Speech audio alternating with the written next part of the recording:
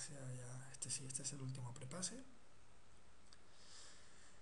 Bueno, otra cosa que expliqué en el apartado de iluminación era que las sombras realmente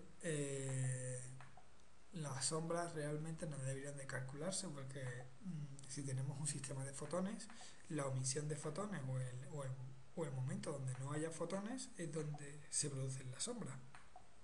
Es decir, en la ausencia de energía provoca la sombra, pero claro, es muy costoso. Aquí sí que se puede apreciar esa tecnología. No en mucha medida, porque sí que le tengo puestas activadas las sombras a la, a la bombilla, pero hay puntos aquí que sí que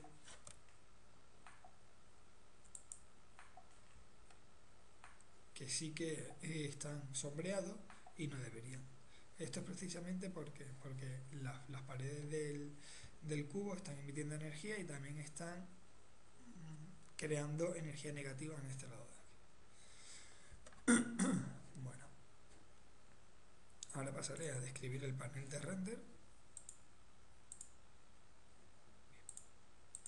VRay tiene muchísimas características, un motor de render muy complejo y a su vez bastante bueno. Entonces, en primer lugar tenemos las características globales, bueno, que muestre sombra, que oculte las luces normales, que muestre los tipos de luces de predeterminados de 3D Studio Max, las luces propias de VRay, que calcule el desplazamiento, características propias de los materiales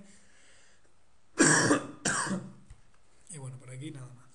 Esto de aquí es la calidad o el bias, es la calidad o, por así decirlo, el ruido introducido por los rayos secundarios o de rebote del ray trace, pero tampoco es una cosa. Aquí, esto de aquí es el algoritmo de anti-aliasing. Hay tres tipos: bueno, Adaptive Subdivision, DMC o DMC de Monte Carlo o Fixed. Bueno, tampoco es nada más que características propias del entorno. Es decir, aquí tenemos lo que es la parte de lo que es el color del entorno, es decir, como si fuera la luz ambiente. Aquí podemos poner, por ejemplo, imágenes HDRI que sean capaces de iluminar todo el entorno y que sustituyan por ejemplo, a un bosque. Supongamos que estamos haciendo una película y tenemos un elemento 3D, entonces ese elemento 3D tiene que estar bien incluido en la escena. Para ello lo que tenemos que hacer es sacar la imagen HDRI de la escena original, crear la textura y después el elemento 3D renderizarlo con un entorno que sea la textura que hemos obtenido HDRI. Con eso lo que obtendremos es una incorporación del objeto 3D en el mundo real. Después tenemos por otro lado lo que son las reflexiones y lo que son las refracciones.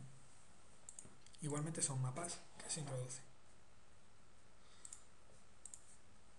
Después tenemos aquí el mapeado de color, cómo se va a comportar el color, si linealmente, exponencial, bueno, y aquí están las escalas de cómo se va a comportar el color. Características propias de la cámara, como dijimos, la 3D Studio Max también tiene, VRay también tiene sus cámaras propias, aquí las tenemos, VRay. Y después ya los parámetros propios del Adaptive Subdivision Image Sampler, que es esto de aquí. Si cambiásemos a DMC, bueno, pues aquí lo tenemos. ¿Vale? Cada algoritmo presenta sus propias características.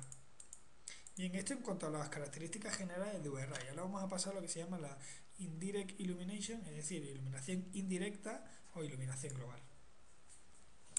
Lo primero que podemos hacer es Indirect Illumination es Global Illumination, GI, y es activarla o no activarla. Vamos a activarla. Esto de aquí es el cálculo de cáusticas. Cáusticas son las refracciones producidas por los fotones. Esto es cuando se pone una copa de cristal, por ejemplo, o un cenicero o cualquier objeto que deje pasar la luz o que la refleje. Eh, bueno, hay un punto donde se concentran un montón de fotones, es decir, se crea un efecto lupa con un cúmulo de fotones, y eso lo que hace que aumenta la densidad de fotones y por tanto la iluminación. Obviamente esto es aún más costoso de calcular y por tanto pues Si se lo podemos ahorrar al motor, pues se lo ahorramos, pero si no, pues se lo indicamos y ya está. Y después está aquí lo más interesante de todo. Lo más interesante de todo es los primeros rebotes y los rebotes secundarios.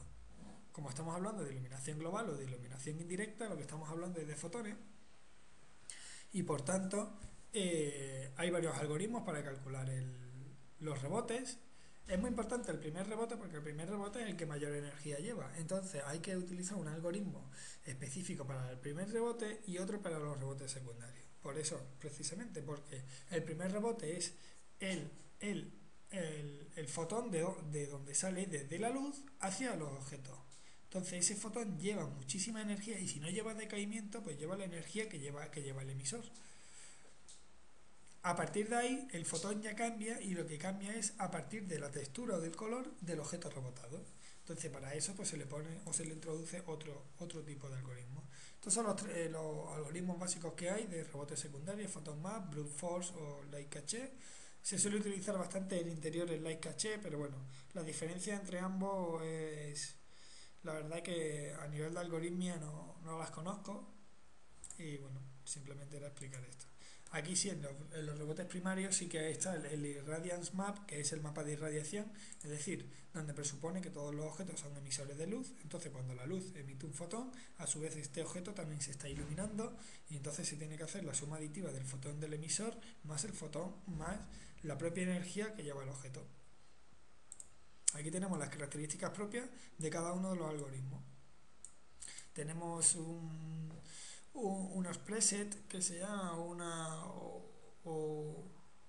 unas preconfiguraciones ya cargadas para, para agilizar la configuración, pero si no, bueno, aquí hay parámetros, hay muchísimos parámetros y bueno, tampoco es conveniente explicarlos uno por uno.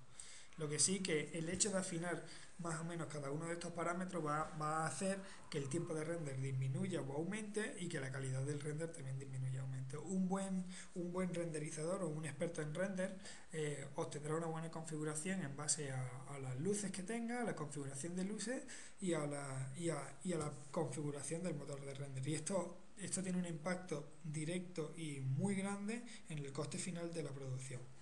Entonces, el responsable de, el responsable de render será una persona que también esté muy relacionada con el proyecto en cuanto a su viabilidad económica.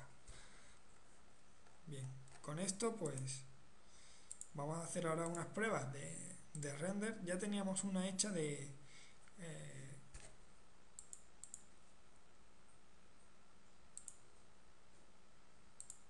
bueno, aquí tenemos el último render